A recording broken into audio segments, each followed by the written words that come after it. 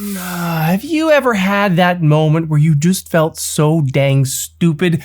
My wife, she bought a brand new car 3 months ago, a Lexus TX. The thing is beautiful. And at the dealership, one of the things that they asked me was, do you want a dash cam? Now, I saw the dash cam that they were offering. I didn't like it. I knew I should go get a dash cam. I need to figure out which one I'm gonna get. So the new car was bought 3 months ago. 3 weeks ago, someone sideswiped that brand new car. And the moment it happened, I just realized, it hit me. We don't have a dash cam. How stupid that we didn't have a dash cam. How stupid that anyone drives around without a dash cam. Here's what happened to us. Driving down the road basically we were in someone's blind spot driving down the road, and they merged over into us. Pretty much the whole front corner of my wife's car got hit by the side of someone else's car. But when we later went to insurance, that lady said, I don't know who hit who. Maybe I went into their lane, maybe they went into my lane. And the fault, who is at fault during the insurance claims? Obviously, it's the most important part. Now, I lucked out because in that moment when I went, oh my God, I don't have a dash cam, I did think to hit record immediately on my phone. And I got out of the car, I went up to the lady, I didn't hold my phone like this, I kind of held it down like this, and I just said, oh my gosh, you came right into our lane, did you not see us? And she said, I'm so sorry, I didn't see you when I was coming over. Video evidence, and without it, again, we would have been hosed. So today, I've partnered with Vantrue. Now, there's a few reasons why I've partnered with these guys, why this is the dash cam that I'm going for. This is the N4 Pro. We're gonna do an unboxing of this thing. I'll show you what is inside, and I'm gonna talk about the main features of why I chose this dash cam over some of the other ones that are out there. And then we'll look at some of the footage from this camera. First up though, let's just look what is in the box on the N4 Pro. We got a little guide here that just tells you which way to plug in the cables. And then in here are the two camera units. This is the front camera unit and cabin camera because this is a 3-channel camera system. We'll talk about what that means. But rear view camera here, this is gonna go out the back of my van, and this bad boy right here will shoot the forward of my van, and then that camera again into the cabin. Also in here is my power system. Now I'm going to power this a little differently because I did also pick up their kit to power this through my OBD port. But first today we're gonna install it with what this thing comes with, which is just a cigarette lighter, 12 volt adapter plug, and then a really long USB-C cable, because again, the idea is it's really hide the cable as much as possible. Ideally, this will be mounted, this will come up and kind of hide all the way along that line, I'll hide you won't be able to see the cables, essentially, or that's the goal. And they've given me a little spudger tool, a little wedgie tool bit to wedge things up in there and to pop out any little panels that I need to get behind to get the cables into.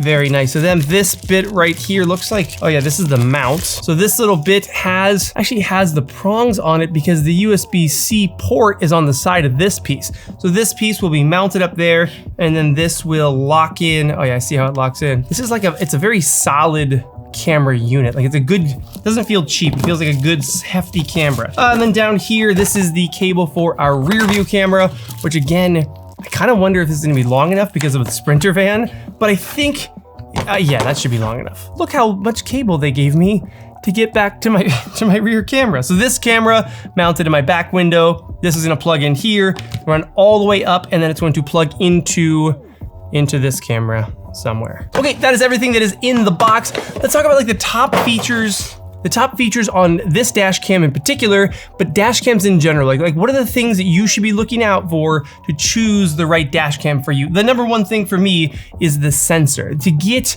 the best imagery, to be able to zoom in and see license plates, to be able to get good imagery at night, you need a good camera sensor. I know a thing or two about camera sensors, and Sony makes some of the best. Inside of this little guy right here is the Starvis 2 MIX678 night vision camera. So during the day, this is gonna be incredibly clear.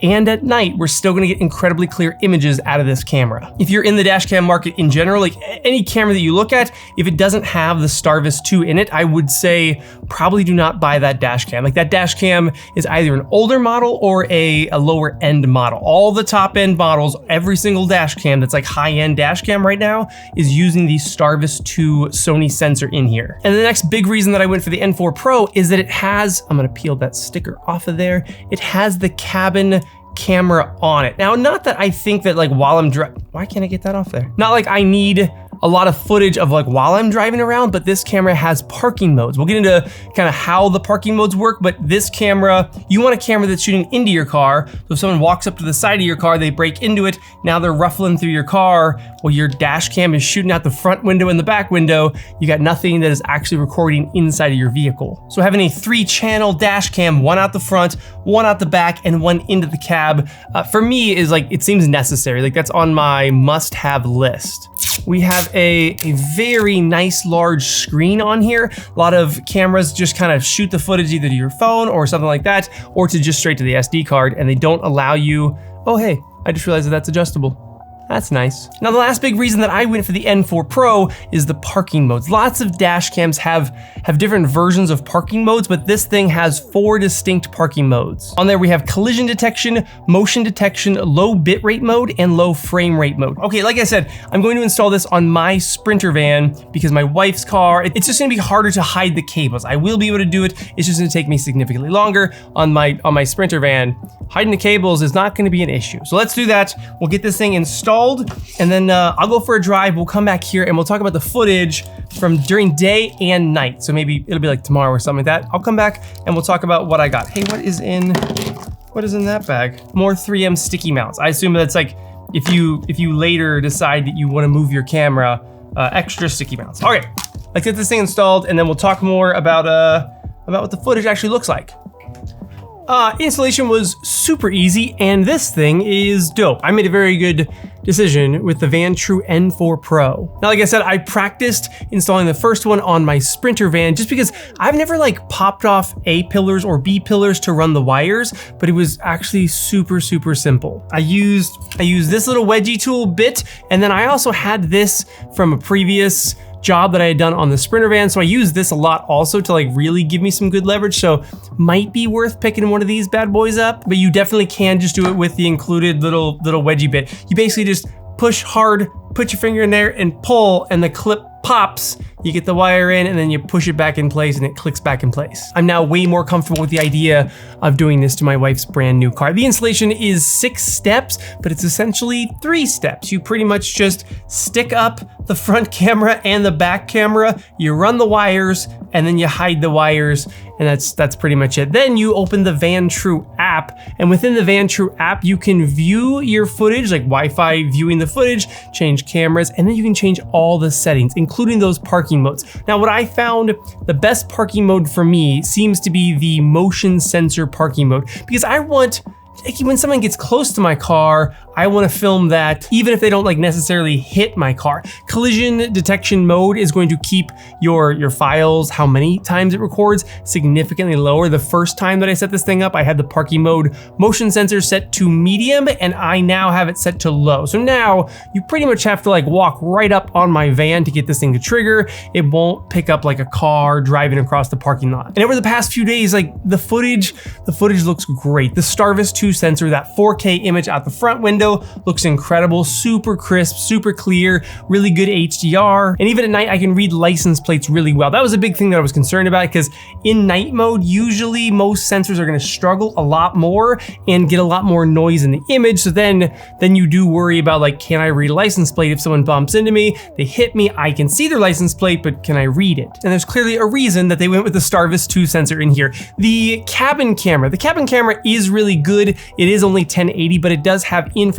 So at nighttime, it goes into that infrared mode. You kind of get like that black and white look, but the cabin camera does work really well. The rear camera on my van, now I have limo tint on the back window, so it's shooting through limo tint. And I realized, like, at first it was a little dark, but in the settings in the app, you can go to each of the cameras and you can actually adjust the exposure. So I basically just took that back camera and I cranked up the exposure so that now it looks great. As far as other things that I learned about this guy, this button right here is super key. Anything that you see that you're like, oh, that happened, I want to save that clip, you basically just press this button and you get a little alert that says that clip has been locked. And that means that when you get to the end of the SD card, when it goes back and it starts writing over all those old clips, if you've locked that clip, it cannot be written over. So it'll skip that clip is safe. And it's just, you just reach up and tap that button, that clip has been saved. And on the note of SD cards, I put a 512 in here. Originally,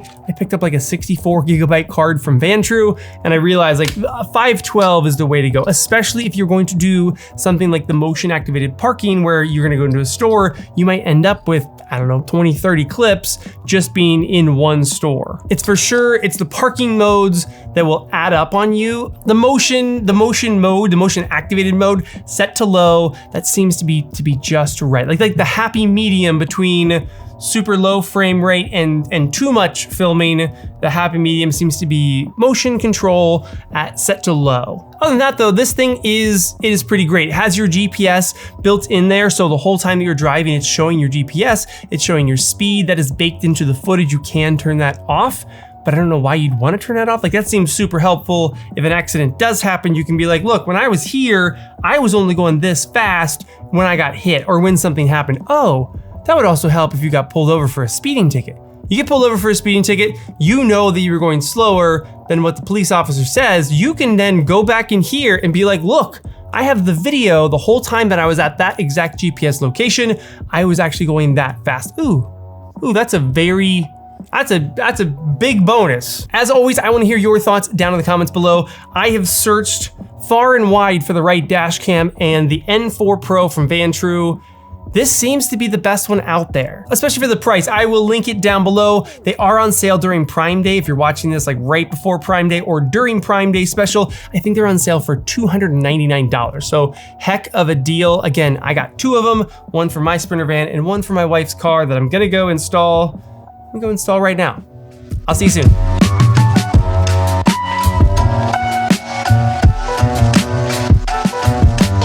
Oh, one more thing I totally forgot is I also picked up a circular polarizer. This is my nerdy photographer coming out right now, but you can pick up a circular polarizer for this and put it into your dash cam setup and then adjust this, and you'll see that like the glare on cars' windows will go away when you've turned it to a certain angle. Circular polarizer, very clever for a dash cam, like very useful and very clever for a dash cam. All right.